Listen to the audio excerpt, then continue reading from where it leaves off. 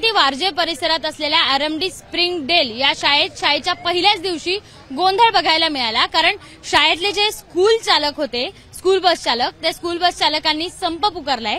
मागील 37 महिन्यांचा पगार या शाळेने या स्कूल बस चालकांचा थकवलाय आणि त्यामुळे हे स्कूल बस चालकांनी आज शाळेच्या पहिल्याच दिवशी संप पुकारला आणि ते शाळेतल्या सगळ्या बसेस घेऊन पॅरेंट्स पर्यंत पोहोचलेच नाही। त्यामुळे सकाळीच पालकांचा देखील या ठिकाणी गोंधळ उडाला आणि सगळे पालक, हे सगळे जे पालक आहेत ते आपल्या मुलांना या शाळेत सोडायला आले। मात्र शाळेने सांगितलं की आज शाळा बंद आहे, जो की काल मेसेज होता की उद्यापासून शाळा सुरू होईल, उद्या शाळेचा पहिला दिवस असेल। त्यामुळे हे सगळे पालक सकाळीच या शाळेत पोहोचले आपल्या मुलांना घेऊन। मात्र शाळेनं वेळेवर मेसेज टाकला की आज शाळा बंद आहे। अर्थात यांचे 37 महिन्याचे सगळ्यांचे पगार या शाळेनं थकवले आहे आणि ज्यावेळी या मुख्याध्यापकांशी आपण संपर्क साधण्याचा प्रयत्न केला त्यावेळी खोटं सांगण्यात आलं की या शाळेतल्या मुख्याध्यापिका आता इथे नाहीये, त्या बाहेर गेल्यात। मात्र आपण जेव्हा जाऊन चेक केलं त्यावेळी मुख्याध्यापिका आताच होत्या। यावर आम्ही काही बोलू शकत नाही असे मुख्याध्यापकांनी सांगितलं। आपण त्यांच्याशी बोलूया। किती महिन्याचा साधारण पगार थकवलाय? मॅडम 37 महिने झाले आमचे पगार थकल्यात आणि जानेवारी बसनं आम्ही त्यांना वारंवार कल्पना देत आलो आणि त्यांनी सांगितलं आणि परीक्षा चालू होत्या तरी आम्ही मुलांची परीक्षेला काही अडथळा आणावा नाही म्हणून या भावनेत मध्ये थांबलो आणि मॅडमनी आणि दीक्षित सर असताना आणि आशा ढोरे मॅडम असताना प्रिन्सिपल यांनी आम्हाला वारंवार सांगितलं। त्यानंतर नवले सरांनी सुद्धा आम्हाला तिकडे वरती कॅम्पसला बोलवून त्यांनी हेड ऑफिसला बोलून आम्हाला सांगितलं की तुमचे 31 मार्च पर्यंत सगळे पगार करतो, पण त्यांनी काय केले नाही मॅडम। आणि आता चालूचे कमीत कमी 8 पगार आमचे 24 मधले 5 पगार आणि ह्या 25 मधले 4 पगार। आणि मॅडम हे काय होतंय माहितीये का, 17-18 बसनं आमचे एवढे थकील पगार आहेत आणि आम्ही आज 44 दिवस झाले इथं थांबले संपाचे आणि हे प्रत्येकाला म्हणजे शाळेकडनं आता काय सांगण्यात आलंय की पगार का दिला जात नाही? पगार काय आम्हाला काय नाही, फक्त शासनाकडून अनुदान येत नाही, खोटे आश्वासनं देतात, काय खरं काय उत्तर देतच नाही ते। प्रत्येक वेळेस टीचरांना बी खोटे आश्वासनं देतात। टीचरांचा बी 20 महिन्याचा पेंडिंग आहे, सर्व मावशांचा पेंडिंग आहे, सर्वांचे सिक्युरिटी काकांचे पेंडिंग आहेत, सर्वांचे 30 फक्त स्कूल बस चालक नाही, बाकी सगळ्यांचे पेंडिंग आहेत। ते या मावशी देखील आहेत। तर तुमचाही पगार दिला गेलेला नाही असं सांगताय। किती महिन्यांचा पगार दिला नाही? काय आताचे 8-9 महिने झालं आणि 17-18चा राहिला अजून। काय काय काम करता तुम्ही शाळेत? बसवर अटेंडर म्हणून। हो, आणि आतमध्ये झाडू पोछा सगळं साफसफाई। या सगळ्या स्कूल बस चालकांनी न्याय मिळावा यासाठी पोलिसांना तक्रारी दिल्या, दादा भुसेंना तक्रारी दिल्या, जितेंद्र डुडी जिल्हाधिकारी आहेत त्यांना तक्रारी दिल्या आहेत, अशा मुख्यमंत्र्यांना तक्रारी दिल्या आहेत, अशा शिक्षण मंत्री आहेत, अशा सगळ्यांना तक्रारी दिल्याची ही सगळी लिस्ट आपल्या हातात आहे। मात्र यांना शाळेकडनंही कोणतंही उत्तर आलं नाहीये आणि अर्थातच यांचा पगारही झाला। आपल्यासोबत काही पालक आहेत।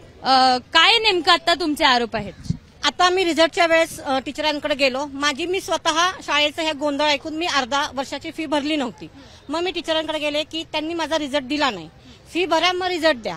मग मी रिझल्ट म्हणलं की तुमची आश्वासन आहे का की तुम्ही सुरू म्हणे हो सगळं सुरळीत होईल, म्हणून आम्ही फी भरली आणि 15 तारखे नेहमी 1 तारखेला शाळा सुरू होती, 1 तारखेला झाली नाही, 15 तारखेला केली। त्यांचा मेसेज नाही आम्हाला, काही नाही।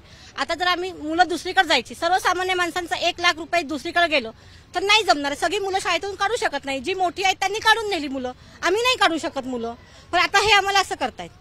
आज शाळा सुरू असल्याचं सांगितलं होतं पण शाळा बंद आहे आणि यांचे पगार दिले नाही म्हणून हेही ते थांबले। सकाळपासून नेमकं काय काय घडलं?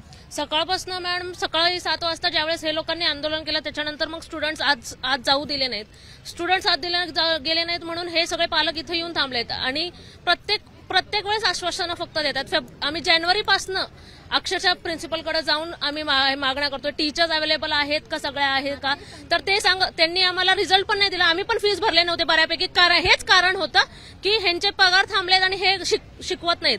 जानेवारीपासून शिकवत नव्हतेच, ऑलरेडी वर्कशीट्स पाठवले एक्झामच्या वेळेस पण काही टीचर्स लोकांनी पहिलं आंदोलन केलं, त्याच्यानंतर तेही सॉल्व्ह झालं नाही। टीचर लोकांनी आता रिझाईन दिले प्रॉपर आणि हे लोक आता स्ट्राईकवर बसलेत। तर नक्की आता आम्ही काय करायचं हे आम्हाला कळतच नाही। त्यामुळे आज आमचं पूर्णपणे हे झालेलं आहे। यांच्याकडनं फीस घेतल्या, फी दिली नाही तोपर्यंत शाळेनं रिझल्टही दिला नाही असा या पालकांचा आरोप आहे। आणि तुमचं आता ह्या सगळ्या याच्यात काय म्हणणं नाही? मग त्यांच्या अगेन्स्ट आम्ही आता प्रिन्सिपल मॅडमशी असं बोललो की तुम्हाला जर फी द्यायला होत नाहीये तर आम्ही नेक्स्ट इयरची फी ऍडव्हान्समध्ये तुम्हाला देतो इन द सेन्स आम्ही या काका लोकांना सगळ्यांना त्यांच्या अकाउंटला ट्रान्सफर करतो, पण तुम्ही यांना कामावरती घ्या, म्हणजे तुम्ही चालू करा स्कूल. कारण सुरक्षित मुलं शाळेत. माझी मुलगी 10वीला होती. मी बघितलं की याच्यातली काही लोक बसली होती स्ट्राईकला, पण काही लोक त्यांना एक्झामला एनडीएमध्ये घेऊन जात होती. त्यामुळे आमची सहानुभूती यांच्याबरोबर 100% आहे. आता आज जवळजवळ 15 वर्ष झाली आमची मुलं या शाळेत आहेत.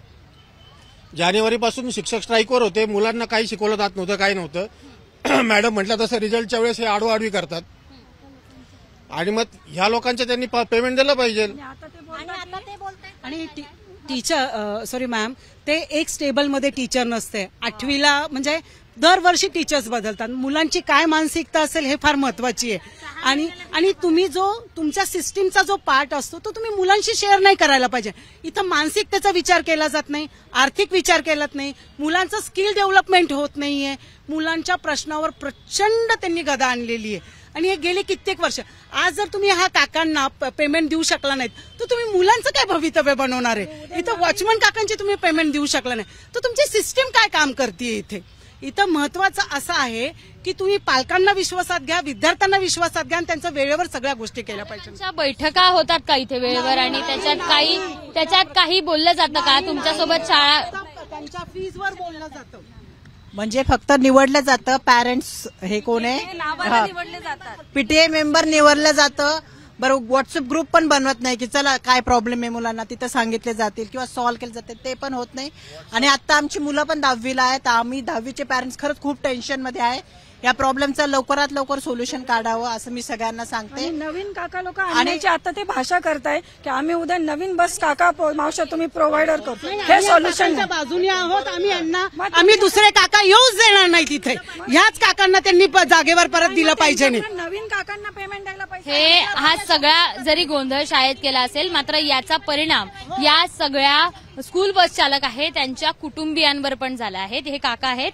25 दिवसांपूर्वी मानसिक या सगळ्या तणावाने, आर्थिक तणावाने त्यांचा मृत्यू देखील झाला. नेमकं काय? मॅडम, माझी मिसेस 6 वर्षापूर्वी इथं कामाला होती आणि माझाही पगार जवळजवळ 7 लाख आहे. मिसेसचा 3 लाख आहे. त्या टेन्शननी मिसेसनी ब्रेन स्ट्रोकचा झटका झाला आणि ती 25/3 निधन झालं तिचं दुःखामध्ये. त्यांचा पगार आता शाळेबाबत तुम्ही बोललेत का? त्यांच्या पगाराबाबत त्याच्या 2 दिवस अगोदर मला फक्त 2 लाख रुपये ट्रान्सपोर्ट केले. ते बी या सगळ्यांनी आवाज उठवल्यामुळे ते पैसे मिळले मला.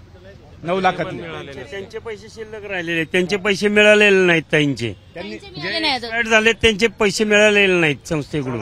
मॅडम, आता तुम्ही विचार करा की पॅरेंट्स लोक इथं गेले की आम्ही दुसरे काका आणतो.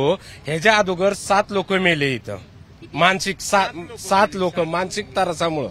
ह्या बघा, याची सगळी माहिती सर यांना आहे का? नाही. मग प्रिन्सिपलला हे असं बोलायला सांगतो कोण? प्रिन्सिपलला हे असं सांगतं कोण बोलायला की बाबा आम्ही दुसरे काका आणू किंवा आम्ही दुसरे शिक्षक आणू? आणि आम्हालाही कळतं आमची मुलं आहेत मॅडम. आणि आज मुलांना हे पॅरेंट्स लोक एवढे फी भरतात आणि तुम्ही कुठनंही लोक उचलून आणणार आणि त्या मुलांना शिक्षण शिकवायला सांगणार आणि काकांना लोकांना सांगतात. म्हणजे यांचा पगार बुडवायचा किंवा आम्ही जेवढे बसलोय यांना मारायचा प्रयत्न चालू आहे का? आणि ह्यांच्या पाठीमागं कुणाचं कारस्थान आहे हे महत्वाचं तुम्ही लोकांनी शोधून काढलं पाहिजे. आम्ही सर्व लोकांना विनंती करून सगळ्या मुख्यमंत्री साहेबांना सांगितलं किंवा कलेक्टर साहेबांना सांगितलं. मग हे यांच्यावर ऍक्शन का नाही घेत? पगार मागणं हा चुकीचं आहे का?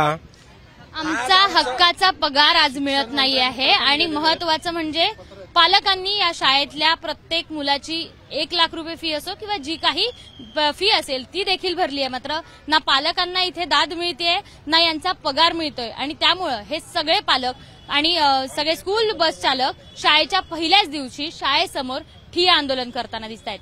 कॅमेरामन विजय राऊत सह शिवानी पांढरे, एबीपी माझा, पुणे. एबीपी माझा, उघडा डोळे बघा नीट.